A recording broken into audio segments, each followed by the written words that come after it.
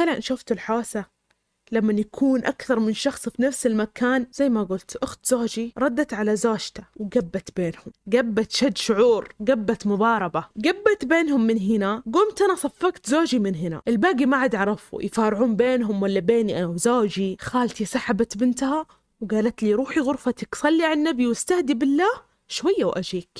خرجوا كلهم من الغرفة شوية وجتني خالتي وقامت تستفسر مني ليش أبغى الطلاق. وأنا ما صدقت على الله أحد سألني إيش بك. مو بس فضفضت، قاعدة أشاهق وأبكي من قوة البكي. نمت محلي، صحيت اليوم الثاني داومت وأحس إني خلاص بنهار. تماسكت، خلصت محاضراتي ورجعت البيت، وأول وجه شفته وجه الزفت. هذه زوجة زوجي حاقدة علي بشكل مو طبيعي. من بعد الصراخ اللي صار أمس بدأت تخرب علي أكثر وأكثر، وتكره كل أحد بالبيت عيشته. شهور وإحنا